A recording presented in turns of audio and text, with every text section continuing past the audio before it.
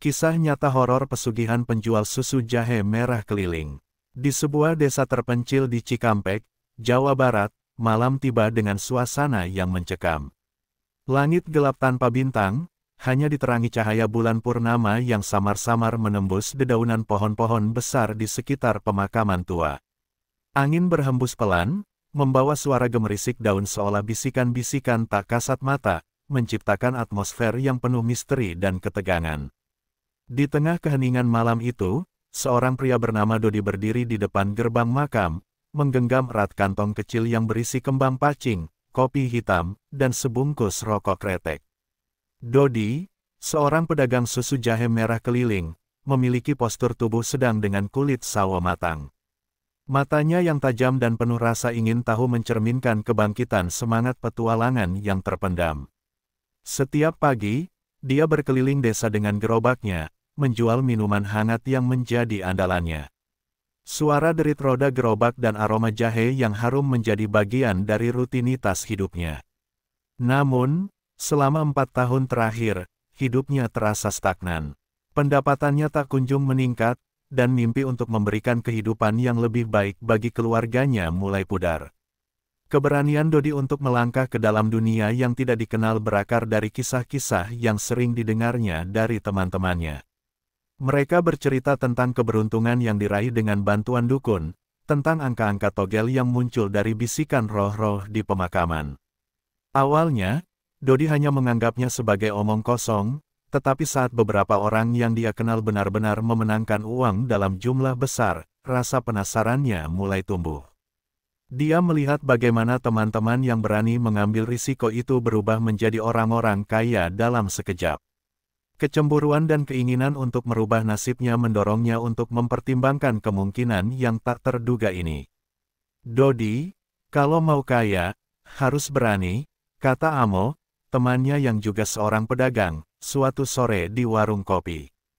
Suara Amo yang bergetar penuh keyakinan mengusik pikiran Dodi. Dia tahu Amo bukanlah orang yang sembarangan bicara. Namun, mendatangi makam di malam hari, itu bukan hal yang biasa dia lakukan. Dia membayangkan suasana mencekam, bayangan-bayangan yang melintas, dan suara-suara aneh yang mungkin menyertainya. Rasa takut mulai menggerogoti hatinya, namun godaan untuk mendapatkan uang mudah akhirnya mengalahkan rasa takutnya. Ketika malam merayap semakin larut, Dodi berdiri di depan gerbang makam, menatap batu nisan yang berjejer. Dia menarik napas dalam-dalam, mencoba menenangkan diri sebelum melangkah masuk. Suara jangkrik yang nyaring dan angin yang berdesir seakan menyambutnya, menambah suasana tegang. Dia tidak tahu apa yang akan terjadi, tetapi dorongan untuk mencari kekayaan lebih besar daripada ketakutannya.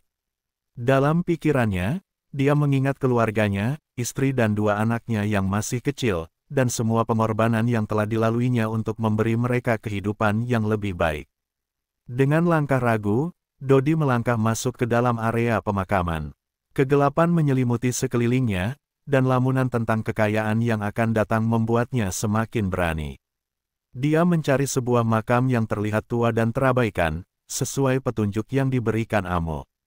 Setiap langkahnya terasa berat, seolah ada yang menghalangi, tetapi dia terus maju.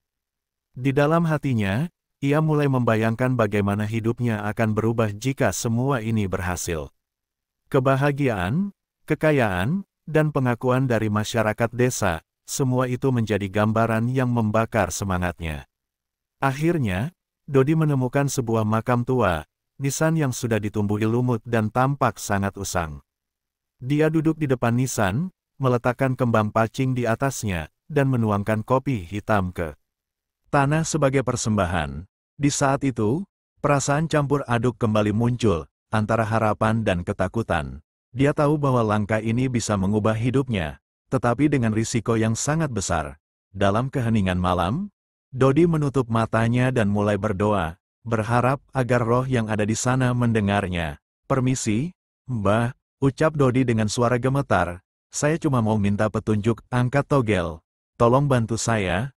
Suaranya terdengar nyaring di tengah kesunyian, dan saat itu, dia merasakan ketegangan yang menyelimuti dirinya. Dia menyalakan rokok dan menghisapnya dalam-dalam, mencoba menenangkan sarafnya yang tegang. Momen ini menjadi titik balik dalam hidup Dodi, di mana harapan dan ketakutan bersatu dalam satu tindakan yang tak terduga. Malam semakin larut, dan suasana di pemakaman tua itu menjadi semakin sunyi. Dodi masih duduk di depan nisan tua, menatap kembang pacing yang diletakkan di atas batu nisan. Aromanya menyebar lembut, berbaur dengan aroma kopi hitam yang baru saja dia tuangkan. Namun, rasa tenang yang diharapkannya tak kunjung datang. Sebaliknya, dia merasakan ketegangan yang menggelora dalam dadanya. Pikiran-pikirannya mulai berkecamuk, antara keraguan dan harapan, antara logika dan keinginan. Sejenak, Dodi teringat pada kehidupan sehari-harinya. Sebagai pedagang susu jahe merah keliling, dia bekerja keras setiap hari, berkeliling desa dengan gerobak tuanya, menjajakan minuman hangat yang menjadi andalannya. Namun, pendapatan yang diperolehnya seringkali tidak cukup untuk memenuhi kebutuhan keluarganya. Dengan dua anak kecil yang masih memerlukan perhatian dan kasih sayang, ditambah istri yang selalu berharap akan masa depan yang lebih cerah, beban di pundaknya semakin berat. Rasa putus asa mulai merayapi pikirannya. Di tengah lamunan, suara gemerisik daun mulai terdengar lebih dekat. Dodi menegakkan lehernya, berusaha meneliti sekeliling. Mungkin hanya angin, bisiknya pada diri sendiri, meskipun hatinya meragukan. Namun, suara itu semakin jelas, seolah ada sesuatu yang mendekat. Ketakutan mulai merayap ke dalam dirinya, tetapi dia berusaha menepisnya. Dia harus fokus pada tujuannya. Dia harus mendapatkan angka yang akan mengubah segalanya. Tiba-tiba, bayangan gelap melintas di sudut pandangnya. Dodi membalikkan badan dengan cepat, jantungnya berdegup kencang. Di balik nisan, dia melihat sosok hitam yang tidak jelas. Tidak memiliki wajah, hanya siluet dengan mata merah menyala. Kengerian melanda. Dodi merasa seolah napasnya terhenti, dan semua keberaniannya seolah lenyap dalam sekejap. Dia ingin berteriak, tetapi suaranya terjebak di tenggorokan. Kakinya seolah membeku, tak mampu bergerak. Apa yang kau inginkan? Dodi berhasil mengeluarkan suara, meskipun hampir tak terdengar. Ketakutan yang menyelimuti dirinya membuatnya merasa kecil dan tak berdaya. Sosok itu tidak menjawab, namun dia merasakan kehadiran yang sangat kuat, seolah mengamati setiap gerak-geriknya. Dalam perjalanan hidupnya, Dodi tidak pernah percaya pada hal-hal gaib, tetapi saat ini, dia merasakan betapa rapuhnya keyakinan itu. Sosok tersebut mendekat perlahan, dan Dodi mencoba mundur, tetapi kakinya tersandung batu nisan, membuatnya terjatuh. Rasa sakit di punggungnya tidak sebanding dengan ketakutan yang menyelimutinya. Napas dingin menyentuh kulitnya, dan saat itu, sosok itu menghilang, meninggalkan Dodi dalam keadaan bingung dan ketakutan. Namun, suara bisikan mulai terdengar di telinganya, mengucapkan serangkaian angka. Suara itu bergema, mengisi pikiran Dodi dengan keinginan yang tidak bisa dia abaikan. Dodi, meskipun masih terkejut, berusaha mencatat angka-angka yang dibisikkan. Tangannya gemetar, tetapi dia bisa merasakan adrenalin mengalir dalam tubuhnya. Setiap angka yang diucapkan terasa seperti petunjuk dari alam gaib, sebuah cara untuk mendapatkan kekayaan yang telah lama dia impikan. Dia menulis dengan cepat, tak ingin kehilangan satu pun angka. Ketika angka terakhir diucapkan, suasana sekitar kembali normal. Angin berhenti berhembus, dan suhu udara yang sebelumnya dingin tiba-tiba menjadi hangat. Dodi segera bangkit, berlari keluar dari pemakaman, tidak peduli dengan barang-barang yang dia tinggalkan. Ketika dia sampai di luar, dia terengah-engah, jantungnya berdetak kencang. Kesadaran baru menghantamnya, dia telah melangkah ke dalam dunia yang berbahaya. Dunia di mana kekayaan dan kesengsaraan bisa datang bersamaan. Dia merasakan campuran antara ketakutan dan kegembiraan. Dalam hati, dia tahu bahwa apa yang dia lakukan adalah tindakan yang berisiko, tetapi harapannya untuk mendapatkan kekayaan mendorongnya untuk terus maju. Keesokan harinya, Dodi bangun dengan perasaan campur aduk. Dia merasa seolah terjebak di antara dunia nyata dan dunia yang tidak dapat dijelaskan. Dia berusaha untuk tetap fokus dan tidak membiarkan rasa takut menguasainya. Dengan penuh harapan, dia pergi ke tempat togel, membawa kertas dengan angka-angka yang dia catat semalam. Ketika dia berdiri di depan mesin togel, jari-jarinya bergetar penuh harapan. Dia memasukkan uangnya dan menunggu hasilnya dengan cemas. Namun, saat pengumuman hasil togel tiba, jantung Dodi berdegup kencang. Apa yang akan terjadi jika angka-angka itu tidak keluar? Dia menunggu dengan penuh ketegangan, namun harapannya hancur saat hasilnya diumumkan. Angka-angka yang dia dapatkan tidak keluar sama sekali. Dodi merasa dunia seolah runtuh di sekelilingnya. Dia menyadari bahwa dia telah terjebak dalam permainan berbahaya, dan keputusan untuk mencarinya melalui cara-cara mistis bisa berakibat fatal. Dia kembali ke rumah dengan perasaan hampa, hatinya dipenuhi dengan penyesalan yang mendalam. Setelah kejadian itu, Dodi mulai merasakan dampak dari keputusannya. Keluarganya mulai curiga, dan masyarakat desa pun mulai memperhatikan perubahan dalam dirinya. Rasa malu dan ketidakpastian menghantui setiap langkahnya.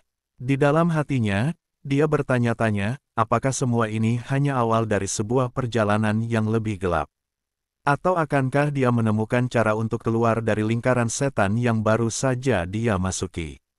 Keesokan harinya setelah pengumuman hasil togel yang mengecewakan, Dodi merasa seolah-olah hidupnya terperosok ke dalam lembah kegelapan. Setiap langkahnya terasa berat, dan pikiran tentang angka-angka yang hilang dari harapannya terus menghantuinya. Dia kembali menjalani rutinitas harian sebagai pedagang susu jahe merah, tetapi semangatnya tampak redup. Gerobaknya yang biasanya penuh dengan senyum dan tawaran hangat kini hanya menarik perhatian dengan suara derit roda yang lesu. Setiap kali dia berpapasan dengan tetangga atau pelanggan, senyumnya terasa dipaksakan. Mereka mulai mengamati perubahan dalam sikapnya. Dodi merasa seolah-olah semua orang tahu tentang kegagalannya, meskipun tidak ada yang mengucapkan sepatah kata pun. Dalam benaknya, dia merasa terasing dan sendirian, dikelilingi oleh orang-orang yang tidak mengerti beban yang dia bawa. Di malam yang sunyi, Dodi duduk di beranda rumahnya, merenungkan jalan yang telah dia pilih. Dia tahu bahwa kegagalan itu bukanlah akhir. Rasa penasaran dan keinginan untuk membuktikan bahwa dia bisa sukses masih membara di dalam hatinya. Ketika ingatan tentang sosok gaib di makam muncul kembali, hatinya bergetar. Dia merasa terikat pada sesuatu yang lebih besar dari dirinya, dan keinginan untuk kembali ke makam itu semakin menguat.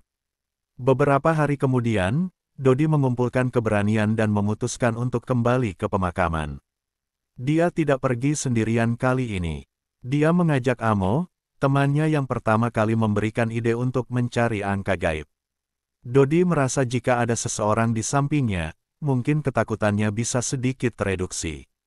Ketika mereka memasuki area pemakaman, suasana malam terasa lebih mencekam daripada sebelumnya. Angin berbisik, dan bayangan pohon-pohon besar tampak menari dalam cahaya bulan.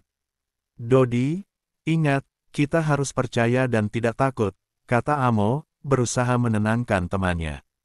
Namun, Dodi merasakan tekanan di dadanya saat dia memandang nisan-nisan yang berdiri kokoh. Dia kembali duduk di depan makam tua yang sama, tempat dia mendapatkan angka-angka sebelumnya.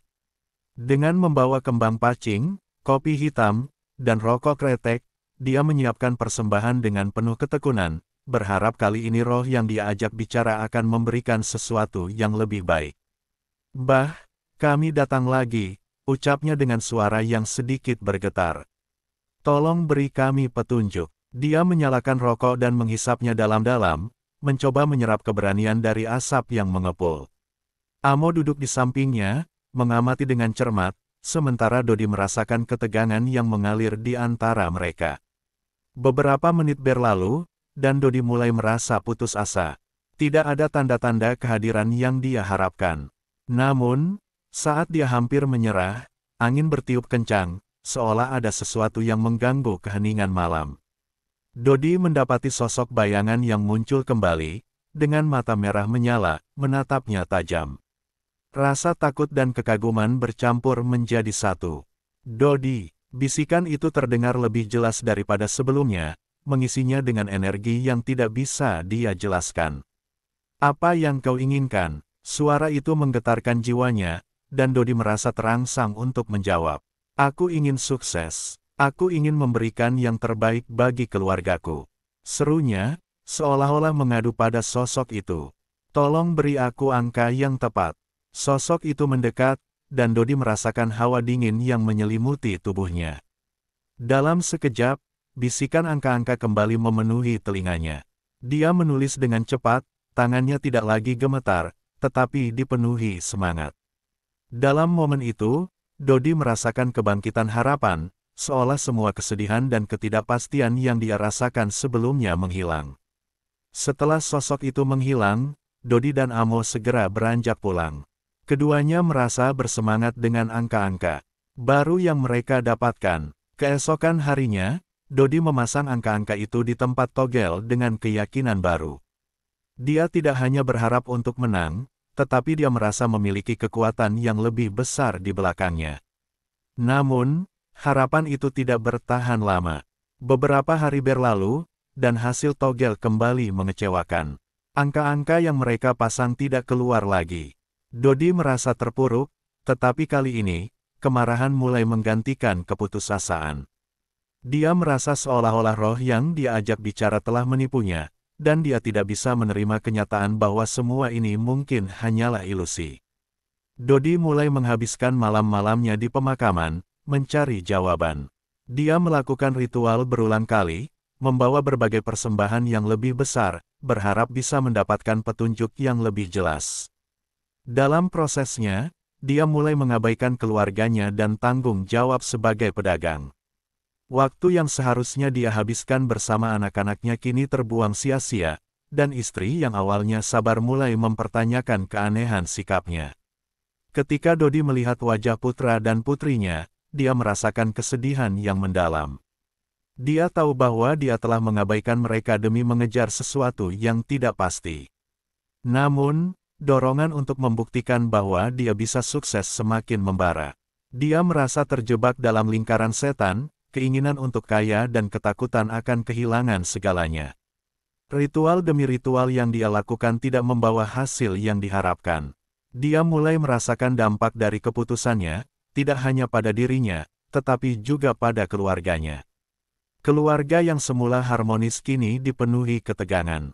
Istrinya mulai curiga, dan anak-anaknya merasa kehilangan sosok ayah yang dulunya penuh perhatian. Dodi terjebak dalam konflik batin yang semakin dalam, antara keinginannya untuk mendapatkan kekayaan dan tanggung jawabnya sebagai suami dan ayah. Dalam momen-momen sepi, Dodi mulai meragukan semua keputusan yang telah dia ambil. Apa yang seharusnya dia lakukan? Apakah dia akan terus terjebak dalam permainan berbahaya ini? Ataukah dia akan menemukan cara untuk mengubah arah hidupnya sebelum semuanya terlambat? Ketidakpastian menggantung di atasnya, dan Dodi tahu bahwa dia harus segera mengambil keputusan, sebelum kehilangan segalanya. Dodi terbangun dalam kegelapan malam, berkeringat dingin, jantungnya berdebar kencang. Mimpi buruk yang menampilkan sosok hitam dengan mata merah kembali menghantuinya. Dia teringat akan ritual-ritual yang dilakukannya beberapa malam terakhir, dan rasa cemas mulai menggerogoti pikirannya. Setiap kali dia kembali ke makam, harapannya akan kekayaan semakin membara, tetapi hasilnya selalu mengecewakan. Dia merasa terjebak dalam labirin yang tidak ada ujungnya. Di tengah kekacauan emosional ini, Dodi memutuskan bahwa sudah saatnya mengambil langkah drastis. Jika sebelumnya dia hanya melakukan ritual dengan persembahan kecil, kali ini dia bertekad untuk memberikan sesuatu yang lebih besar, sesuatu yang bisa membuat roh yang dia ajak bicara tertarik. Dia mulai merancang rencana, berfokus pada apa yang bisa dia tawarkan. Dodi pergi ke pasar dan mengumpulkan berbagai barang yang dianggap sakral, keris tua peninggalan leluhur, sepotong emas yang dia simpan selama bertahun-tahun, dan beberapa bahan makanan yang dianggap sebagai sesaji. Dia merasa bahwa pengorbanan ini mungkin bisa membujuk sosok gaib untuk memberikan jawaban yang dia cari. Rasa takut dan harapan bercampur menjadi satu, menciptakan energi yang hampir tak tertahankan. Malam itu, Dodi kembali ke pemakaman, kali ini sendirian. Dia merasa bahwa ini adalah momen penentu. Dengan hati berdebar, dia menyiapkan persembahan di depan nisan tua. Dia meletakkan keris, emas, dan makanan di atas batu nisan, lalu merapikan kembang pacing dan kopi hitam seperti biasanya. Dengan suara bergetar, dia mulai berdoa. "Bah, aku datang lagi," katanya, suaranya terputus-putus. "Aku sudah melakukan banyak hal untuk mencari angka, tapi semua usaha ini sia-sia. Tolong, beri aku petunjuk yang jelas. Aku siap memberikan apapun yang kau inginkan." Dia menyalakan rokok, menghisap dalam-dalam, berharap asapnya bisa membawa pesan ke alam gaib. Tiba-tiba, suasana di sekelilingnya berubah. Angin berhembus kencang, dan Dodi merasakan hawa dingin menyelimuti tubuhnya. Dia merasa ada kehadiran yang kuat, dan sosok bayangan itu muncul kembali. Kali ini, sosok itu tidak hanya menakutkan, tetapi juga tampak lebih mengintimidasi. Dodi berusaha menahan ketakutannya, tetapi jantungnya berdegup semakin kencang. "Kenapa kau kembali, Dodi?" bisik suara yang dalam dan menggema. Suara itu seolah bisa menyentuh jiwanya, menggetarkan seluruh tubuhnya. "Apa yang kau tawarkan?" Dodi menelan ludah, merasa seolah dia sedang berdiri di tepi jurang. Aku membawa persembahan," katanya, suaranya bergetar. "Aku ingin sukses, ingin memberi yang terbaik untuk keluargaku." "Persembahanmu belum cukup," suara itu berkata, nada mengejek. "Kau harus mengorbankan sesuatu yang lebih berharga." Dodi terdiam, pikirannya berputar. Apa yang lebih berharga daripada semua yang telah dia korbankan? Dalam keputusasaannya, dia teringat akan anak-anaknya. Mereka adalah segalanya baginya. Namun, apakah dia benar-benar siap untuk mengambil risiko yang lebih besar? Rasa egois dan cinta berperang di dalam dirinya. "Jika kau ingin kekayaan, kau harus memberikan sesuatu yang sangat berharga," lanjut sosok itu, "meskipun itu berarti mengorbankan sesuatu dari keluargamu." Dodi merasa tercekik. Dia tahu bahwa melakukan pengorbanan terhadap keluarganya adalah tindakan yang tidak bisa diterima. Namun, dalam keputusasaannya, dia berusaha membujuk dirinya sendiri bahwa ini adalah satu-satunya cara untuk meraih impiannya. Dia merasakan dorongan yang kuat untuk menyerahkan sesuatu yang lebih dari sekadar materi. Malam itu, Dodi pulang dengan perasaan hati yang berat. Dia tahu bahwa keputusan yang akan dia buat akan menentukan nasibnya. Di rumah, dia melihat anak-anaknya yang sedang tidur, wajah polos mereka murni dan tak berdosa. Rasa sakit menyentuh hatinya, tetapi keinginan untuk sukses semakin kuat. Dia berusaha menenangkan diri, tetapi rasa bersalah dan ketakutan terus menghantuinya. Beberapa hari kemudian, Dodi kembali ke makam dengan niat untuk memenuhi permintaan sosok gaib. Dia membawa foto anak-anaknya, sebuah simbol dari apa yang paling berharga baginya. Dengan hati yang berat, dia meletakkan foto itu di atas nisan, bersamaan dengan persembahan lainnya. "Bah, aku memberikan ini sebagai tanda pengorbanan. Tolong, berikan aku apa yang aku inginkan," katanya, suaranya penuh harapan dan ketakutan. Namun, saat dia menunggu, suasana malam terasa semakin mencekam. Dia mulai merasakan ketidakpastian yang dalam. Malam demi malam berlalu, dan Dodi merasakan dampak dari keputusan yang diambilnya. Dia mulai mendapatkan uang, tetapi bukan dari cara yang dia harapkan. Uang datang dalam bentuk hutang yang semakin menumpuk. Keluarganya mulai menjauh, tidak mengerti mengapa Dodi tiba-tiba berubah. Dia merasa terasing dan tidak berdaya. Akhirnya, saat dia pulang dari pemakaman, Dodi mendapati rumahnya kosong. Istrinya dan anak-anaknya pergi, meninggalkan catatan yang menyatakan bahwa mereka tidak bisa lagi hidup dalam ketidakpastian. Hancur dan terpuruk, Dodi menyadari bahwa semua usaha dan pengorbanannya tidak berarti apa-apa jika dia kehilangan keluarganya. Dalam keputusasaannya, dia kembali ke makam, memohon ampun kepada sosok gaib itu. Namun, sosok itu tidak muncul lagi. Dodi sadar bahwa dia telah mengorbankan segala sesuatu yang paling berharga dalam hidupnya demi kekayaan yang tidak pernah dia dapatkan. Dalam kegelapan malam, dengan air mata mengalir di pipinya, dia merasakan penyesalan yang mendalam. Dia tidak hanya kehilangan keluarganya, tetapi juga dirinya sendiri. Dengan hati yang hancur, Dodi duduk di depan nisan, merasakan kehampaan yang tidak bisa dia jelaskan. Semua harapan dan impiannya kini sirna. Dia menyadari bahwa pencarian kekayaan melalui cara-cara mistis hanya membawa pada kehampaan dan penyesalan yang tidak terukur. Dalam kesunyian malam yang mencekam, dia mengerti bahwa tidak ada kekayaan yang sebanding dengan cinta dan kasih sayang yang dia abaikan. Akhir cerita memperlihatkan Dodi yang kini terasing, terjebak dalam lingkaran penyesalan. Dia menyadari bahwa kekayaan yang dicari telah mengorbankan jiwa dan hidupnya. Dalam kesunyian, dia mengingat masa lalu yang penuh harapan, kini hanya tinggal bayangan kelam. Hikmah yang bisa diambil dari cerita ini adalah bahwa jalan pintas menuju kekayaan seringkali membawa pada kehampaan dan penyesalan yang mendalam.